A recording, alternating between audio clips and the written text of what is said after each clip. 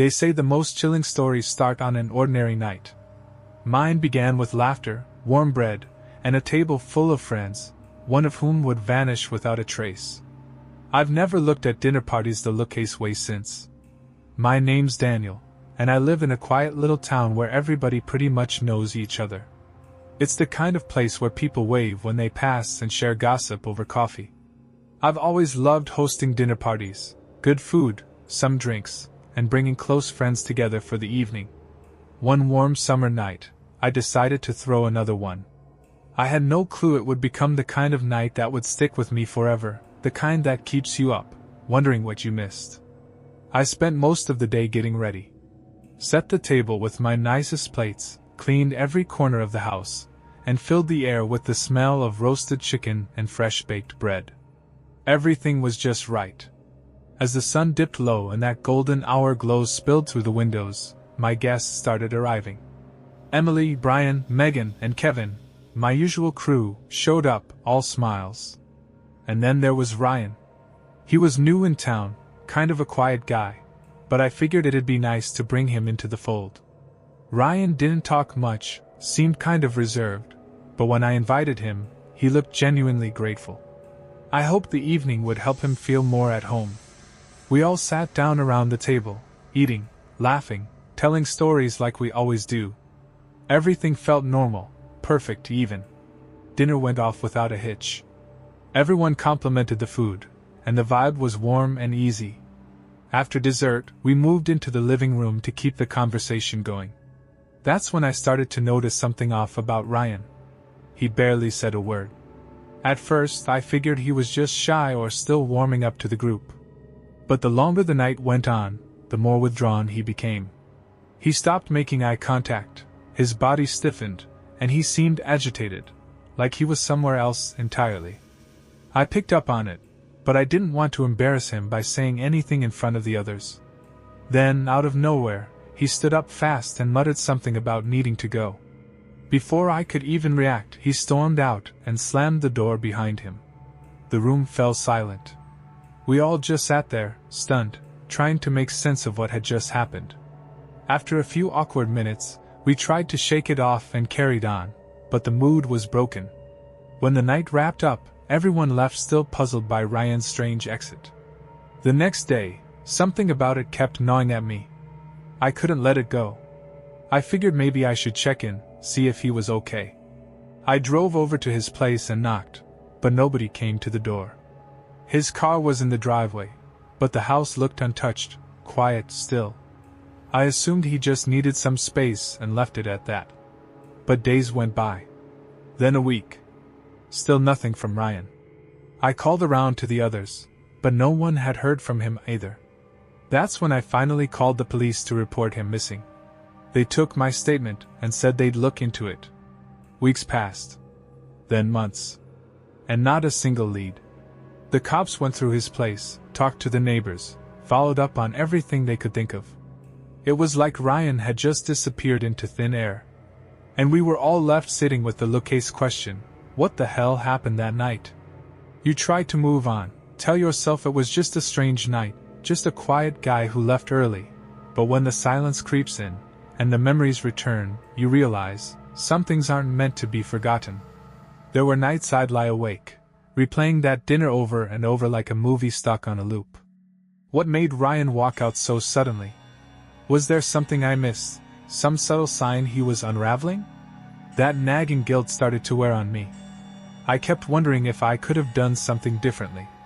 So, I made it my mission to learn more about him, hoping to piece together anything that might help make sense of it all. Turns out, Ryan had come to our town after going through a messy breakup. From what I gathered, he was trying to start fresh. He didn't know many people, and his family wasn't nearby. The deeper I dug, the more I realized just how little I actually knew about him. That realization hit me harder than I expected. One night, while I was home alone, I heard this soft rustling outside, like something was brushing through the bushes. I went to the window, heart thudding, and stared out into the dark, but couldn't see a thing. The noise stopped as suddenly as it had started. I told myself it was probably just a raccoon or some other critter. But then it kept happening. Night after night, footsteps on gravel, the low murmur of whispers, the unmistakable sensation that someone was watching me. My sleep turned into short, restless stretches. I started keeping a light on. I just couldn't shake the feeling that someone, or something, was always just outside, just out of sight. A few weeks later, I went back to Ryan's house to help the police sort through some of his belongings. That's when I found it, an old, spiral-bound notebook tucked away in the back of his closet. Somehow, the police had missed it. It was his journal. The pages were filled with raw, personal entries, loneliness, self-doubt, the weight of trying to start over. But as I flipped through, the tone shifted. The entries grew darker, more anxious. He mentioned feeling like he didn't belong. Not just in the town, but anywhere. And then came the final entry. Dated the night of the dinner party. I can't escape it. It's always watching, always waiting. I need to leave before it's too late. My hands went cold. I just sat there, staring at that last sentence, reading it over and over. What had Ryan been running from? What did he mean by it?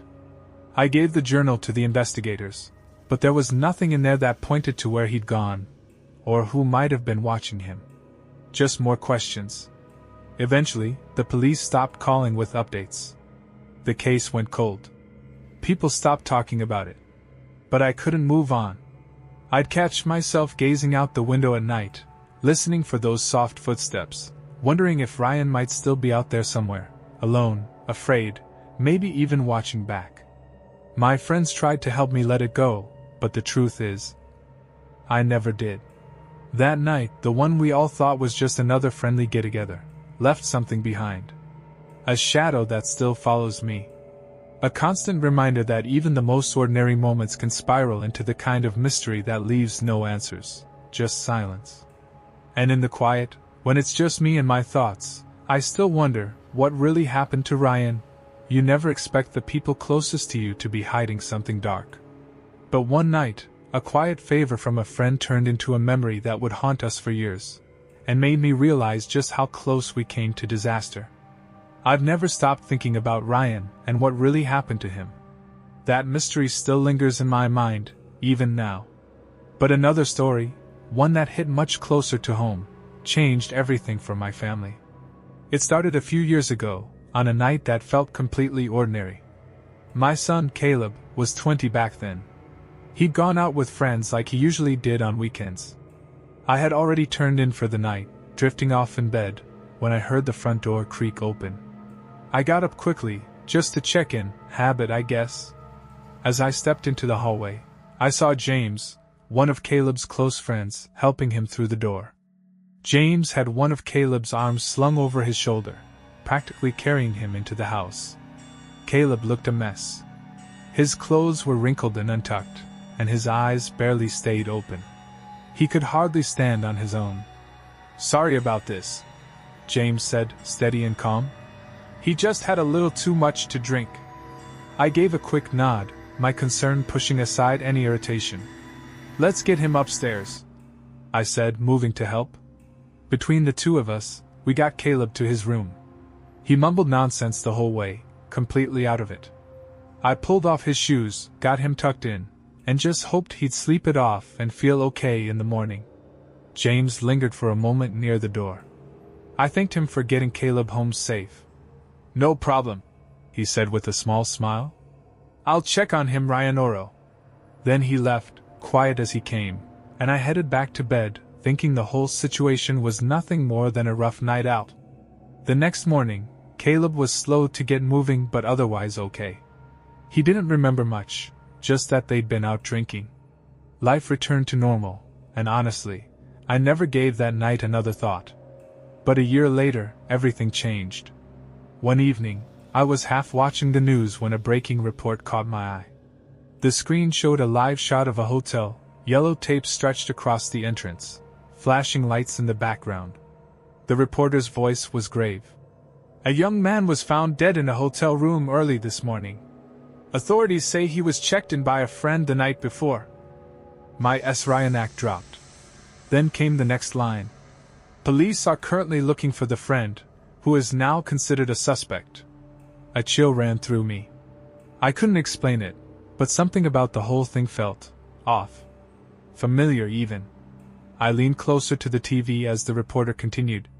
Witnesses say the suspect was seen leaving the hotel just after sunrise. Police have released this sketch. The moment I saw the image flash on screen, my heart stopped. The sketch. It looked exactly like James. I couldn't breathe. I just stared at the TV, trying to process what I was seeing. Could it really be him? Could that lookcase boy who carried my son home have been capable of something like this? I grabbed my phone and called Caleb. He picked up on the third ring, groggy.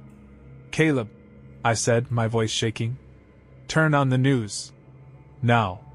It took a few minutes, but he called me right back. This time, he was fully awake and terrified. Mom, what do we do? I don't know, I said honestly, my mind racing. We need to call the police. And that's exactly what we did. Within an hour, 2 detectives were sitting in our living room, notebooks out, voices calm but serious. Caleb told them everything he remembered, about the night James brought him home drunk, about their friendship, how close they had once been. They listened, took notes, asked more questions. And then they left, promising to stay in touch. What followed was a media storm. The town buzzed with rumors, updates, fear. Everyone had an opinion. But the more I learned, the worse it all got. James hadn't just gotten a friend drunk, he'd taken that friend to a hotel, and then murdered him. The brutality of it was beyond what I could understand. And the scariest part? A year earlier, that could have been my son. Caleb took it hard. He barely came out of his room after the news broke. He stopped talking, stopped smiling. He couldn't believe that someone he trusted, someone who'd been in our home, could do something so horrific. And one night, while we sat in the quiet of our living room, the clock ticking louder than usual, he finally spoke. Mom, he said, staring at the floor, his voice barely above a whisper. Do you think I could have been next? His question sucked the air out of the room. I didn't know what to say to Caleb in that moment. The truth? That question had haunted me too. More than once, I'd wondered if that night could have ended differently, if we were just a few choices away from a tragedy of our own. But I kept those thoughts to myself. I don't know, Caleb, I said quietly, trying to steady my voice. But you're here. You're safe. That's what matters. Eventually, the police caught up to James. He'd crossed state lines and was holed up in some rundown motel. The relief I felt when they said his name over the phone was immediate, but it was short-lived. The damage he left behind was already done. The trial dragged on for months. Every new detail that came out in court felt like a punch to the gut. I won't repeat what they said James did. It was too much. Too violent. Too cold. But in the end, he was found guilty and sentenced to life in prison. Still, life didn't go back to normal for us. It never really could. The betrayal cut deep, and the fear stuck around long after the headlines faded. Caleb was different. He kept to himself more. Smiled less. He was carrying something no one could take away from him. The realization that someone you trust can hide something horrifying behind a friendly face. Years have passed since then, but that time still casts a shadow over us. Caleb has done his best to move forward, to live his life, but sometimes I catch that look in his eyes. That quiet pain. That memory. We still talk about that night sometimes, when James brought Caleb home. It's always there, lingering between the words. A reminder of how close we came to losing everything. And even now, no matter how far we try to push it away, the darkness of that moment never really leaves. What started as a harmless night drive with friends turned into something none of us expected. We were chasing a thrill, looking for a scare, and instead, we found something that still makes my skin crawl to this day. It was last September when the 4 of us, me, Caleb, Lucas, and Tessa, got the idea to take a night drive. We were bored, restless, and figured we'd go looking for a little late-night adventure. The air was crisp and the sky was clear, the kind of night where the moon makes everything look just a bit stranger than usual. We had the windows down, music playing, laughter filling the car. At some point, the conversation turned to ghost stories. Someone brought up the old abandoned house on the edge of town. I'd heard of it before, everyone had, but no one had ever actually gone inside. "We should go," Lucas said with that cocky grin he always gets when he's trying to act brave. The idea freaked us out a little, but that was the point. So Caleb, who was behind the wheel, turned off the main road, and we started down the path toward the house. The road narrowed, and the pavement gave way to gravel. Trees crowded in on both sides, their bare branches stretching out like twisted fingers. The deeper we drove, the more the night seemed to close in on us. And then, there it was. The house stood at the end of a long, overgrown driveway, surrounded by weeds and tangled brush. Big, with broken windows and a sagging roof, it looked like it had been forgotten for decades.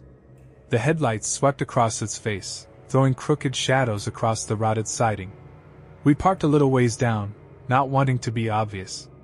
As we walked toward the place, the air got colder. I could hear the crunch of gravel under our feet and the sound of my own breathing.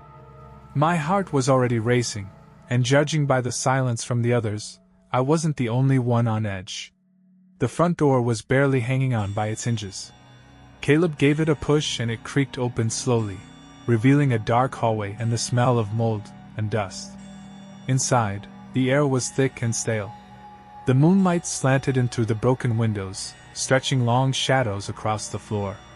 Every step we took made the old floorboards groan beneath us. We decided to split up, probably not our smartest move in hindsight. Tessa and I went upstairs while the guys stayed down below. The staircase felt like it might collapse beneath our feet. Every step groaned loudly, echoing through the silence of the house. Upstairs was just as eerie. White sheets draped over furniture, shattered picture frames, and spiderwebs clinging to every corner. It was like time had stopped, like whoever had lived there just disappeared one day and never came back. In one of the bedrooms, I found a diary sitting on a dusty old table. I opened it, but the pages were too faded to make out the words. Before I could flip further, a loud crash echoed from downstairs. I froze. Tessa's eyes widened. My heart jumped into my throat. "Caleb? Lucas?" she called out. No answer. We bolted down the stairs. The living room was empty, but the front door, which we had left wide open, was now closed. None of us had touched it. A sick feeling crept in. Something wasn't right. "We need to find them. And then we're getting out of here," I said, my voice barely steady. We started searching the rooms one by one, our flashlights sweeping across the cracked walls and empty furniture. The kitchen was empty. Bookcase with the dining room, just old furniture and piles of dust. But when we reached the last room, a small storage space tucked at the back of the house, we finally found Caleb and Lucas. They weren't moving. Just standing there, frozen, staring at something on the floor. I followed their gaze and saw it, an old wooden trapdoor, already wide open. "Did you open it?" I asked, my voice barely above a whisper. Lucas shook his head. "It was like that when we got here." A cold draft spilled out from the opening, carrying the smell of earth and mildew. Our flashlight beams couldn't even touch the Ryan. It was just black, swallowing the light whole. Everything in me said we should leave. But we didn't. One by one, we climbed down the creaking ladder into the basement. It was colder down there. Damp. The air felt thick and stale. Shelves lined the walls, packed with dusty jars and rusty tools that looked like they hadn't been touched in decades. In one corner, a dim light flickered. We crept toward it and found an old lantern, hanging from a nail in the wall, casting a weak yellow glow. That's when we heard it. Footsteps, slow and deliberate, moving above us. I held my breath. We all did. Our flashlights went off instantly, and we stood there in the dark, hearts pounding in our chests. The footsteps grew louder, then stopped. Right above us. The trapdoor creaked. A shadow moved at the top of the ladder, a tall, thin man silhouetted by the faint light from the living room. His hair was wild, and his eyes, they caught the light in a way that made them look like they were glowing. He started climbing down. We backed into the corners of the room, trying not to make a sound. The man moved slowly, muttering something under his breath, words that didn't make sense. He didn't see us at first. He was scanning the room like he was looking for something. Then, suddenly, he stopped, turned, and looked straight at me. His eyes locked on mine, and a slow, crooked smile spread across his face. That's when we ran. Caleb scrambled up the ladder first, then Tessa, then me. Lucas was last, but before he could reach the top, the man grabbed his ankle and yanked him back. Lucas kicked and thrashed, and we reached down, pulling with everything we had. He broke free just in time. We slammed the trapdoor shut and threw the rusty bolt across it. We didn't wait. We sprinted through the house, out the front door, and back to the car. Caleb floored it. The tires screamed as we peeled away from that place, none of us daring to look back. The house disappeared into the trees and the night swallowed it whole. Nobody said a word on the drive home. The adrenaline wore off later, replaced by a deep, quiet fear. Whatever we saw that night, whatever that man was doing down there, we wanted no part of it. And from that day on, we never spoke of the abandoned house again. But I still think about his face. That smile. And every time I drive past the edge of town, I hit the gas just a little harder. Just in case. Most nights at the gas station were boring, routine. But then one Khazarianer walked in and said something I'll never forget. Something so strange, so personal, that it made my skin crawl, and left me questioning everything around me. I used to work the graveyard shift at this quiet little gas station in New Hampshire. The job was simple: restock the shelves, wipe down the counters, ring up a few late-night Khazarianers. Nothing exciting ever really happened. Until one night, everything felt off. It was subtle at first. Just a weird stillness. Like the air was holding its breath. No breeze, no hum from passing cars. Just silence. I tried to shake it off and kept working, chalking it up to lack of sleep. Right before midnight, an old car pulled up to the pumps. Out stepped this older man. White hair, neatly combed, khakis and a button-down shirt. He moved slowly, carefully, like someone used to being ignored. He walked into the store, and I gave him my usual greeting. "Evening, sir. Can I help you find anything?" He didn't say much. Just gave a polite nod and started browsing the shelves. I went back to cleaning the counter and straightening the magazine rack, keeping half an eye on him. He didn't seem strange, not at first. But something about the way he moved felt wrong. Too calm. Too focused. A few minutes later, he came up to the register with a bottle of water and a pack of gum. "That it for you tonight?" I asked, trying to keep my voice upbeat. He nodded again, but this time, he didn't look away. He just stood there, eyes locked on mine. And there was something in that look. Something cold. Something knowing. I handed him his change, and that's when he reached across the counter and grabbed my wrist. His grip was like ice. "Hell is a real place," he said, voice low and gravelly. "And the devil's already got his hand on you, girl. Be careful." I froze when he grabbed my wrist. His hand was ice cold, like something pulled straight out of a freezer, and that chill shot straight up my arm. Then came the words, low and rough like gravel dragging across pavement. "Hell is a real place," he said. "And the devil's already got his hand on you, girl. Be careful." For a second, I couldn't move. Couldn't think. I just stared at him, trying to figure out if I'd heard him right. The way he said it, it wasn't casual. It wasn't random. He let go, took his gum and water, and walked out like nothing had happened. Didn't even glance back. I stood there, watching the taillights of his car disappear into the night, heart pounding like I just sprinted a mile. I tried to shake it off, tell myself he was just some old guy trying to spook me. But those words clung to me. They felt personal, like he knew something I didn't. I finished my shift, locked up the store, and got in my car. But I couldn't stop looking in the rearview mirror on the drive home. Every shadow on the side of the road looked like it might move. Every pair of headlights behind me made my grip tighten on the wheel.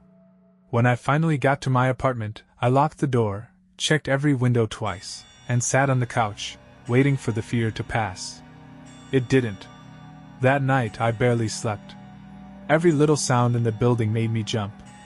Floorboards creaked, the fridge hummed, and it all felt too loud, too strange. I kept seeing his face in my dreams, hearing those words again and again. The next morning, I told one of my coworkers what happened. He laughed it off, said the guy was probably just some local weirdo trying to mess with me. But I couldn't laugh. I felt like I was dragging around this invisible weight on my chest, tight, heavy, and cold. Weeks passed. Life went on. But that feeling, it never really left. Every time I worked the night shift, I felt it creeping back in. Like something was watching me. Then one night, I was restocking chips on the back shelf when I heard it, a faint whisper. I turned around. No one.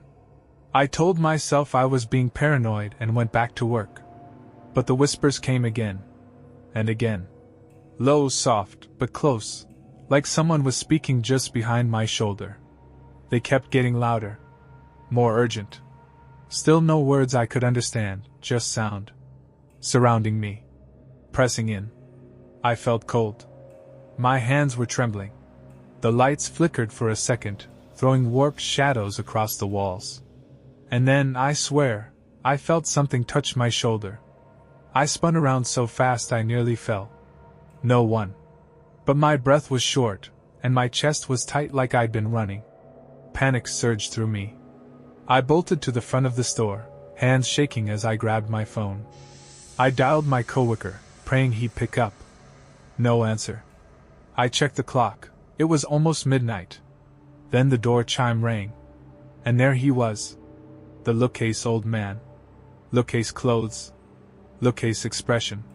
Just standing in the doorway like he'd never left. He stepped forward, each footfall echoing across the empty store. My back hit the counter as I instinctively moved away. Hell is a real place, he repeated, his voice cutting through the silence like a knife. And the devil's already got his hand on you. I couldn't breathe. Couldn't think. He reached for my wrist again. That lookcase cold grip. Be careful, he whispered. That was enough. I yanked away and ran out the door. I didn't stop until I was in my car with the engine running, the tires peeling out of the lot. I got home in one piece, locked myself in, and dropped onto the couch, heart still racing. I didn't sleep at all that night. Couldn't. His voice kept playing in my head. His face wouldn't leave my mind. The next day, I called in sick. I needed distance. I needed time. I never saw him again, but it didn't matter. His words had already done the damage. Even now, when I close up late or hear strange sounds in the dark, I feel that lookcase dread creeping in. I still don't know if he was just a disturbed old man, or if he truly knew something about me I didn't. But whatever it was, I'll never forget that night. And I'll never stop looking over my shoulder. When you rent a peaceful farmhouse for a weekend getaway, the last thing you expect is a knock at the door after midnight, from someone claiming to be the police. What followed still makes me question how close we came to real danger. Living in the city, we try to get away to the countryside now and then, just to slow down, unplug, and let the kids run free. One summer, I booked an old farmhouse on Airbnb for the weekend. The listing showed charm, a big yard, even a pool. It looked perfect. We arrived on a warm, sunny Friday. My wife, Claire, and our two kids, Noah and Lily, were just as excited as I was.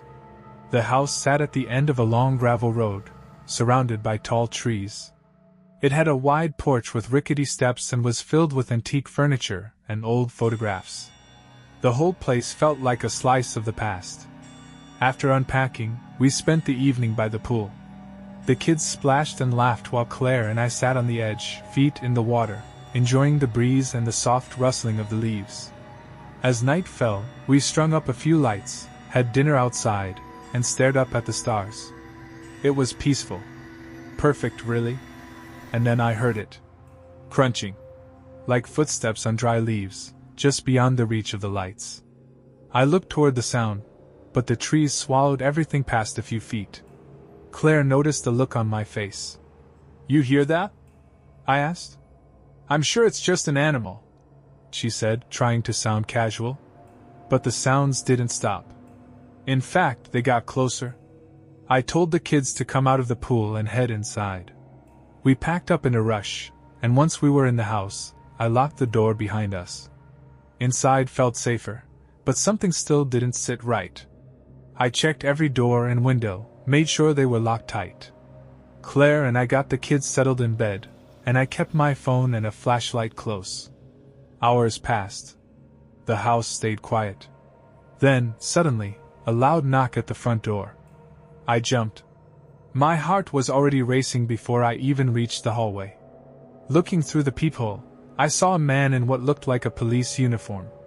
He stood stiffly under the porch light. "Open up," he said. "It's the police." Something felt off immediately. Why would an officer be here in the middle of the night unannounced? I didn't open the door. Instead, I called out, "Why are you here?" "There's been a report of suspicious activity in the area," he replied. "Please open the door." His voice was calm but carried an edge. Too smooth, too rehearsed. I picked up my phone and called the local police station to confirm. As it rang, the man outside knocked again, harder this time. "Open the door." "Now." The dispatcher finally answered. I explained what was happening. She told me they hadn't sent anyone to our location. "Stay inside. Lock everything. Officers are on the way," she said. That's when the fear hit me full force. I told Claire to grab the kids and hide in the back bedroom. Meanwhile, I turned off every light and crouched near the window, peeking through the curtain. That's when I saw them, more people moving outside. At least 2, maybe 3. I couldn't tell. Just shadows shifting through the dark. The knocking kept going, louder, angrier. "Open the door!" one of them shouted. But I knew now, without a doubt, these weren't real cops. Then, finally, the blue and red lights came into view at the end of the driveway. A patrol car tore down the gravel path, and just like that, the figures outside scattered into the trees. Real officers rushed in and cleared the area. The imposters were gone. No sign of who they were or what they wanted. The cops told us we'd done the right thing.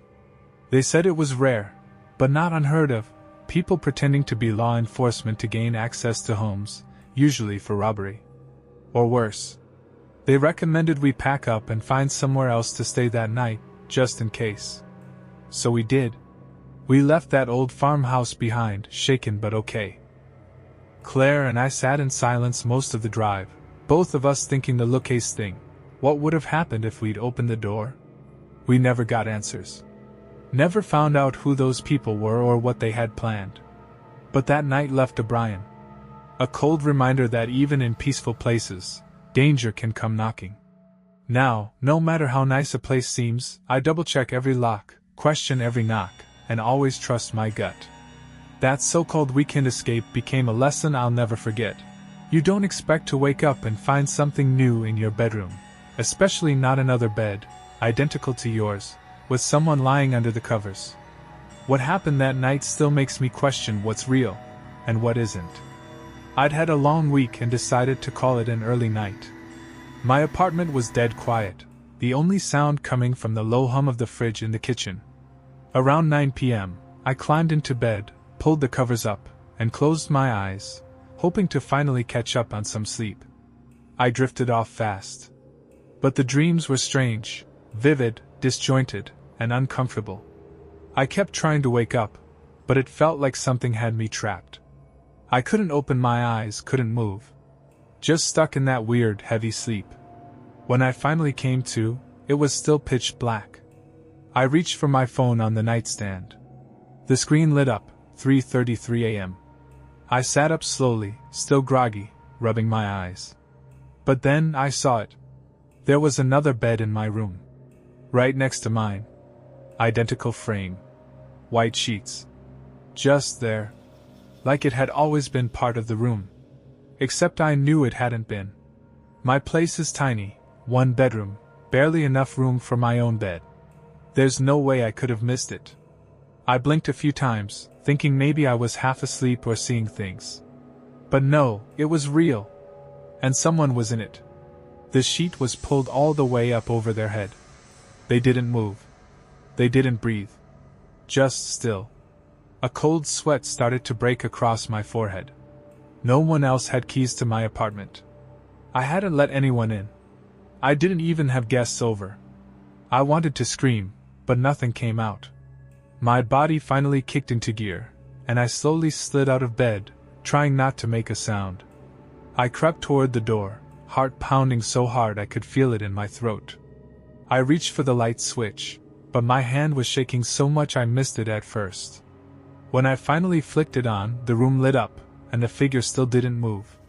The sheet looked old, yellowed in spots, like it had been sitting somewhere for a long time. I stared at it, barely breathing. Then, against all common sense, I took a step closer. The sheet was thin. I could just make out the outline of a body underneath. I still couldn't see a face, but I could tell someone was lying there. I reached out. The moment my fingers touched the fabric, the figure sat up. I jumped back so fast I nearly tripped. It didn't say anything, just slowly turned its head toward me. The sheet stayed over its face, but I could feel its eyes on mine. I couldn't move. Couldn't think. Then it stood. Still wrapped in the sheet, towering over me, taller than anyone I knew. I found my voice just enough to whisper. "Who are you?" It didn't answer. Just stood there, staring. I backed away toward the door, fumbling with the lock like my hands weren't working right. I could hear it start to walk, slow, steady footsteps behind me. I finally got the door open and bolted into the hallway, slamming it shut behind me. I didn't stop running until I was outside in the cold air, trying to catch my breath. My heart was going a mile a minute. I called the police. When they arrived, I told them everything. They listened, calm but skeptical, and asked me to wait while they checked the place. It felt like forever before they came back out. "There's no one in there," one of them said. "We checked the whole apartment." I didn't argue. I just nodded. But I knew what I saw. Eventually, I made myself go back inside. The second bed? Gone. Completely. Like it had never existed. Everything was exactly how I left it before I fell asleep. My bed. My lamp. No signs of a break-in. No sheet. No figure. I didn't sleep the rest of the night. Just sat on the couch, all the lights on, trying to convince myself I wasn't losing it. Not long after, I moved to a new apartment. Figured a change of scenery might help. But even now, years later, there are nights I wake up at 3:33 a.m., and I still glance to the side, half expecting to see that bed again. And the figure under the sheet, waiting. Working nights at a gas station, I thought I'd seen it all. Quiet hours, strange cusriners, maybe the occasional drunk. But one night, a terrified woman and her son walked in, and what followed changed the way I saw everything. It was a quiet night, just me, halfway through my graveyard shift at the gas station. The place was empty except for the low hum of the coolers and the dull buzz from the overhead lights. I was restocking shelves when the door chime rang. In walked a woman, clutching the hand of a little boy. They both looked completely rattled. Her clothes were torn, her face streaked with dried tears. The boy looked maybe 6 or 7, and he didn't let go of her. His eyes darted around the store like he expected something bad to happen at any second.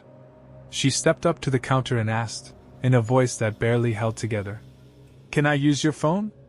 I just nodded and handed it over. As she dialed, I noticed her hands trembling. She spoke in hushed, urgent tones, trying to reach someone. The kid stayed glued to her side, still scanning the room like danger could walk through the door any second. I didn't ask questions. But I didn't have to. Something was clearly very wrong. After the call, she looked up at me and asked softly, "Can we stay here for a while?" "Yeah," I said. "Of course. Stay as long as you need." I grabbed a couple of bottled waters and some snacks from the shelves, handed them over. "No charge." Her face relaxed for a moment, just a little. Thank you, she whispered. They sat in the corner of the store. The boy opened a candy bar, still clinging to her, while she took slow sips from her bottle of water. I stayed behind the counter, pretending to be busy, but I kept my eyes on the door and my ears open. An hour crawled by. Then the door flew open. A man stormed in, loud, aggressive, full of rage. "There you are!" he yelled, locking his eyes on the woman and the kid. She shrank back, pulling her son close. "Sir, you need to leave," I said quickly, stepping between him and them. My voice was calm, but my hands were shaking. "Get out of my way!" he snapped. "She's coming with me!" He tried to shove past me. I didn't let him. The woman was sobbing now, hugging her son tight as the boy cried into her side. "I'm calling the police," I said, already reaching for the phone. But the guy was fast. He lunged over the counter and knocked the phone right out of my hand. It hit the floor hard, but I grabbed it, scrambled to dial 911. "We need police at the gas station on Elm Street," I said loud and clear. The dispatcher said officers were on the way, but every second felt like 10 minutes. The man kept yelling, threatening, trying to get past me. I didn't let him. I wasn't sure what I'd do if it escalated, but I wasn't backing down. And then, finally, sirens. 2 officers burst in, weapons drawn. "Step away from them," one shouted. The man froze, eyes wild, fists clenched. Then slowly, he raised his hands.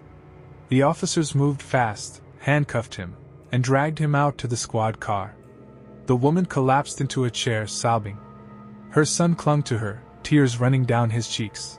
But now, at least, they were tears of relief. One of the officers stayed behind. He talked to her gently, asked some questions. She explained everything. The man was her boyfriend, abusive, dangerous. That night, she'd finally found the courage to leave.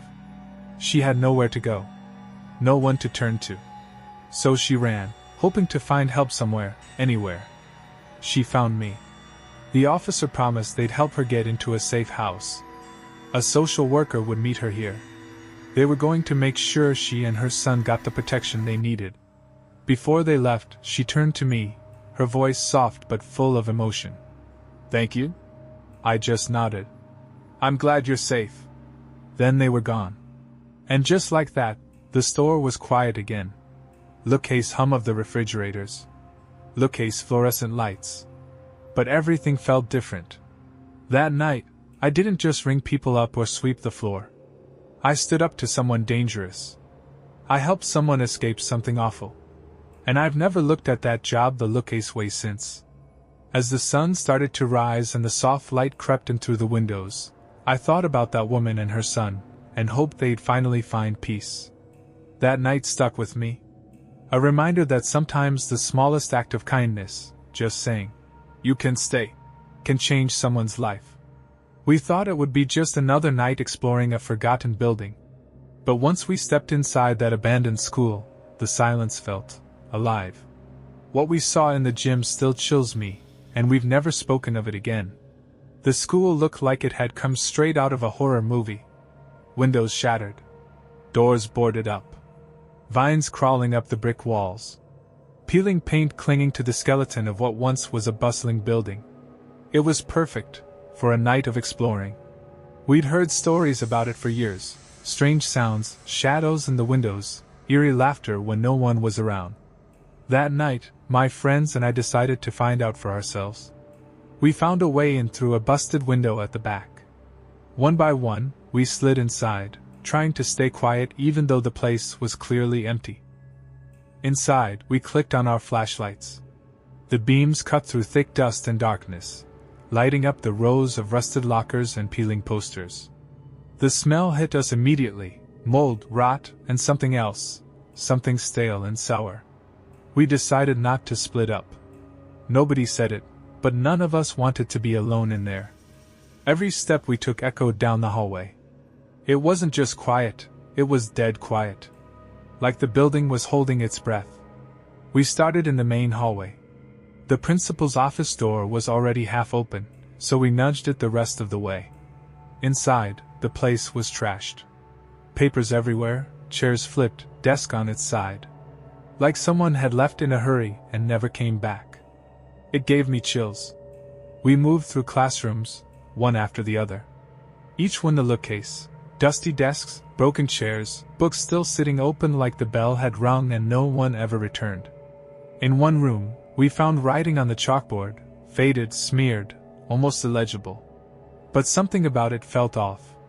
Probably just some kids trying to be creepy, Ryan joked, trying to lighten the mood. But none of us laughed. The deeper we went into the school, the heavier everything felt. The silence, the darkness, it wasn't just atmosphere anymore. It was something else. Something that made the hair on the back of my neck stand up. Then came the noise. A loud bang, somewhere deep in the building. We froze. "Did you hear that?" Emily whispered. We all nodded, eyes wide. We should have left right then, but we didn't. Curiosity got the better of us. We followed the sound down a long hallway lined with faded class photos. The faces on the walls smiled back at us, but somehow, it felt like they were watching. At the end of the hallway were the gym doors. Closed. But behind them, we heard something, shuffling, breathing, movement. Ryan stepped forward and, without a word, pushed the doors open. The gym was massive. Our flashlights barely reached the far end. The air inside felt colder, like the whole space had been sealed for years. Then we saw it. A figure stood in the middle of the gym. Back to us. Dressed in old, ragged clothes. Shoulders moving, like it was breathing. We didn't say a word. We just froze. And then, it turned around. Its skin was pale, its eyes sunken and dark, its face hollow like it hadn't seen daylight in decades. It looked right at us. Then it screamed. A sound so raw and sharp it didn't even seem human. We ran. I don't remember how we got out, just flashes of movement, doors, broken glass. The panic carried us. We didn't stop until we were halfway across town, doubled over and gasping for breath. No one spoke the whole way home. We never went back. None of us ever talked about it again, not really. That night killed our thrill for exploring abandoned places. Replaced it with something else. Fear. The school's still there. Still standing. But I don't look at it when I drive by. I don't even glance in that direction. Because whatever we saw in that gym, real or not, it was enough. Some places are better left alone. And that school? I'm happy to never set foot near it again.